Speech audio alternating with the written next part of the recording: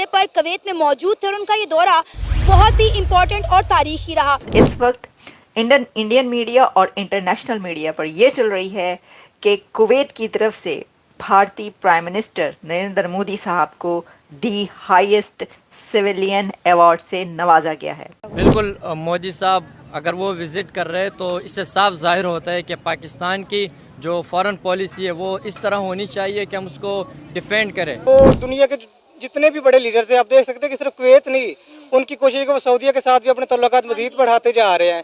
इधर वो पूरे इस्लामी ममालिक के साथ अपने तल्लुकात को मजबूत कर रहे हैं। इसकी सबसे बड़ी वजह तो ये है कि जो ये अरब कंट्रीज़ है, इनके पास सबसे पहले तो ये ऑयल के ज़खायर बहुत ज़्यादा है। कहा जाता है कि नरेंद्र मोदी दुनिया के छठे फॉरेन लीडर हैं जिनको ये अवार्ड दिया गया।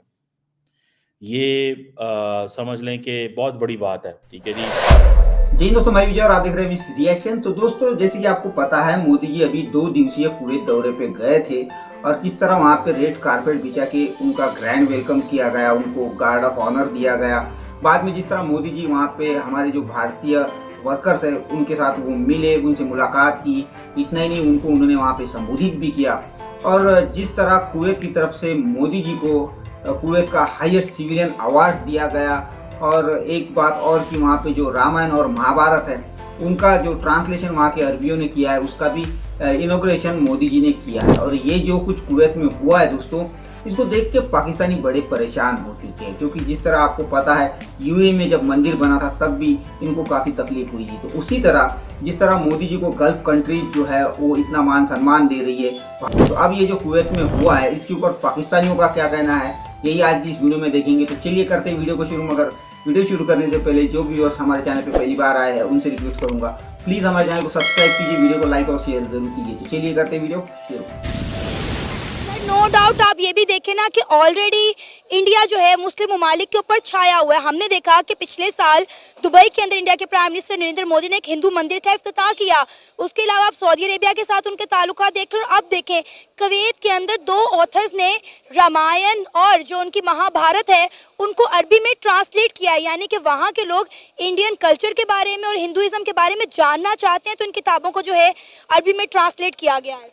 इस वाले से तो मैं ये बात करूँगा कि ये तो सबसे पहले उम्मत मुसलमान के लिए बहुत बड़ा अलमिया है कि वहाँ पे कुवैत में रह के वो एक इस्लामिक कंट्री नो डाउट, और वहाँ के लोग ये जानना चाहते हैं कि इंडियन मज़हब कैसा है, हिंदू मज़हब कैसा है, और वो हिंदुओं के बारे में सर्च कर रहे हैं। इसके बजाय इसके कि वो इस्लाम के बारे में पढ़े, इस्लाम को सर्च करें, इस्लाम के बारे में देखें कि वहाँ पास्ट में क्या चल रहा था, हमारे वो अबाउजदाद कैसे थे, वो उन चीज़ों को छोड़ के अब हिंदुइज़म की तरफ ज़्यादातर आ रहे हैं और वो ये जानना चाहते हैं कि हिंदुइज्म में क्या चल रहा है। तो ये उम्मत मुसलमान के लिए एक बहुत बड़ा अलमिया। कहा जाता है कि नरेंद्र मोदी दुनिया के छठे फॉरेन लीडर हैं जिनको ये अवार्ड दिया गया। ये समझ लें कि बहुत बड़ी बात है। ठीक है जी।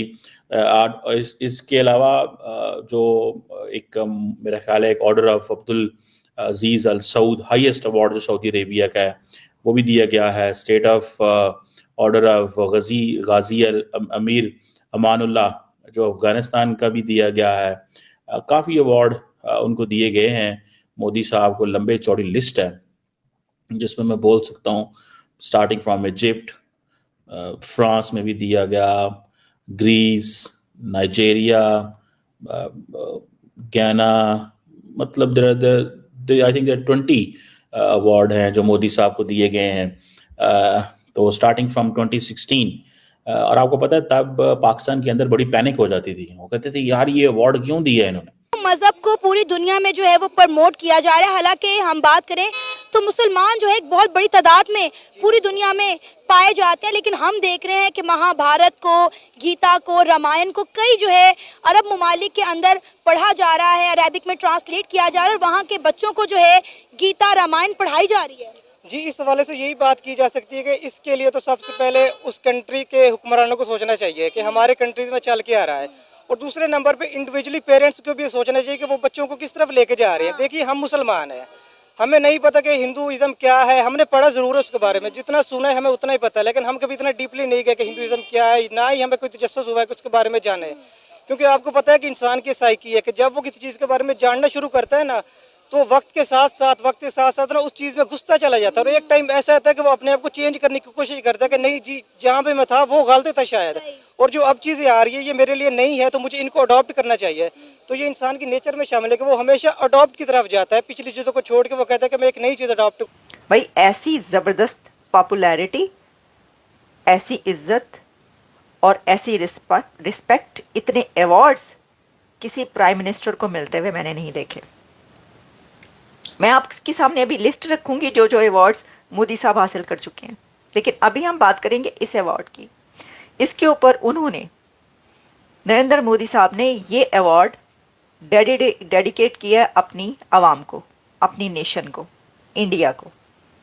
उन्होंने कहा कि मैं ये अपना अवार्ड डेडिकेट करता हूँ अपनी नेशन को, अपने लोगों को, पब्लिक को। तो भारतीय आवाम को, भारतीय पब्लिक को उन्होंने ये अवार्ड दिया। उन्होंने कहा कि ये जो उनको मिला है ये एक्चुअली उनकी पब्लिक के लिए है। ऑब्वियसली जाहिर है कि वो 1.5 अरब से ज़्यादा आबादी के प्राइम मिनिस्टर हैं, तो उनकी पॉपुलेशन को ही मिला ना, उनको अगर मिला उनके लिए फ़ख्र की बात है। तो भाई उम्मा का चुम्मा मिल गया है इंडिया के प्राइम मिनिस्टर को। और मोदी साहब छोटी छोटी इस्लामी कंट्रीज़ को विजिट कर रहे हैं, उनके साथ बायलैटरल टॉक कर रहे हैं, और हर जगह जो है इंडिया को ग्लोबली जिस तरह से उन्होंने एक लाइमलाइट दी हुई है, क्या कहेंगे?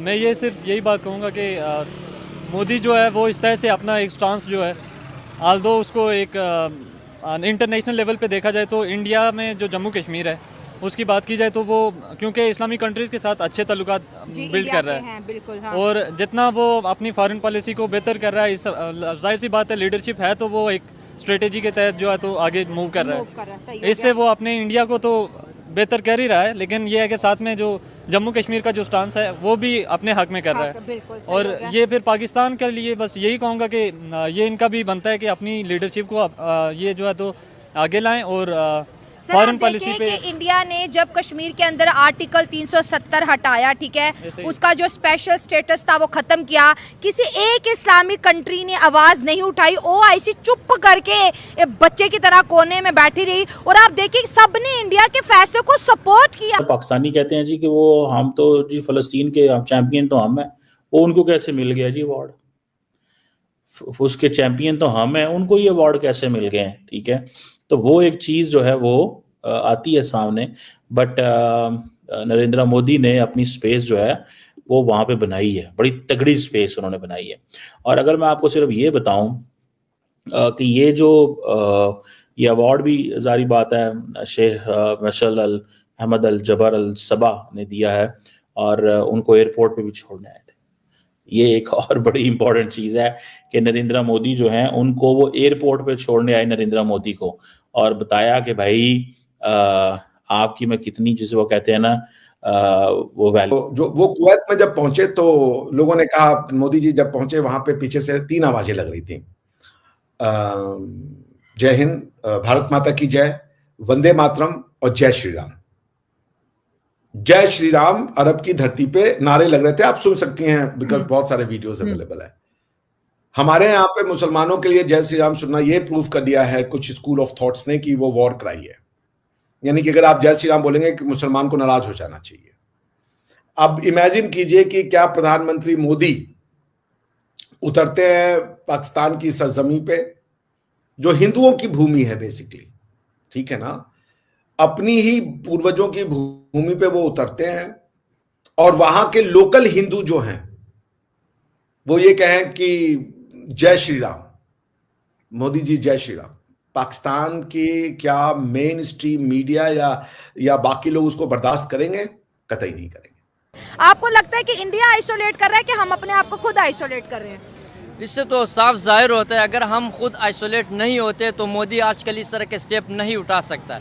पहले हम, जब हमारी यंग जनरेशन होती थी, वो अपने कॉलेजेस में, अपने स्कूल में यही डिबेट चल रहा होता था कि हम इंडिया से फ़लाँ चीज़ में इतने आगे, हमारे पास इतनी पावर है। आजकल हमारे सामने जब इंडिया का नाम आ जाता है तो हमारे होश आवाज़ खड़े हो जाते हैं। इंडिया हमसे बहुत आगे निकल चुकी है, और पाकिस्तान बहुत अच्छे तरीके से उसको डिफेंड कर सकता है। हम जिस तरह पिछले इमरान खान कहता था कि मैंने मदीना की रियासत को बनाना है, तो मदीना की रियासत जब बनेगी तो उसमें ये सारे उसूल नुमाया होंगे। उसके बदौलत हम मुसलमानों को डिफेंड कर सकते हैं। जब मुसलमानों को डिफेंड करेंगे, जब हमारे पास पावरफुल गवर्नमेंट होगी, लीडरशिप होगी, क्योंकि दुनिया में एक ऐसा लीडर आपका होना चाहिए जिसकी दुनिया में इज्जत हो। तो मोदी साहब एक ऐसे लीडर साबित हो रहे हैं। जी बिल्कुल, वो लीडर है, इसीलिए तो वो 3rd टाइम वो प्राइम मिनिस्टर बने हैं। तो वो अपनी लीडरशिप, अब उसकी जो क्वालिटी है, उसकी जो डिप्लोमेसी है, वो अपनी पूरी वर्ल्ड में वो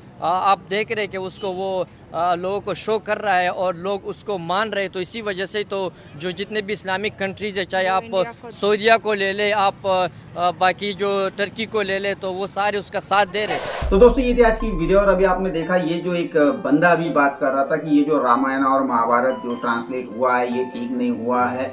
कुवैत एक इस्लामिक कंट्री है और उनको इस्लामिक किताबें ही पढ़नी चाहिए। तो ये इस तरह की घटिया सोच रखने वाले लोग आपको पाकिस्तान में ही मिलेंगे।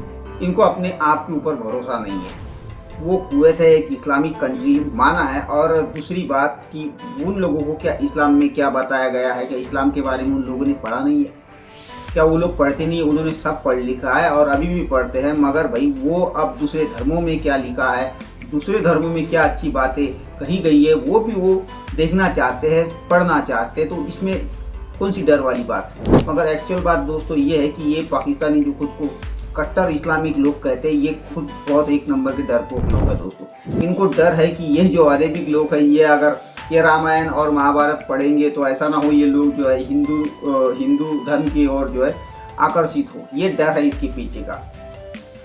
और दूसरी बात दोस्तों, ये जो जिस तरह भारत के रिलेशन गल्फ कंट्रीज के साथ बने हुए हैं और जिस तरह गल्फ कंट्रीज भारत के साथ अपने रिश्ते मजबूत कर रही है, वो भी एक कारण है इनको देखा नहीं जा रहा। क्योंकि एक ज़माने में ये लोग जो है गल्फ कंट्रीज को जो है भारत के खिलाफ भड़काते थे, हर बार उनके सामने कश्मीर का रोना रोते थे। मगर आज हालत ये है दोस्तों कि ये लोग जितना भी रोना रोए, गल्फ कंट्रीज कश्मीर के ऊपर बात तक करने को तैयार नहीं है, इसीलिए इनको परेशानी है। तो खैर दोस्तों, ये थी आज की वीडियो। आशा करता हूँ आप सभी को अच्छी लगी होगी। तो चलिए चलते हैं, मिलते हैं अगली वीडियो में। तब तक के लिए जय हिंद।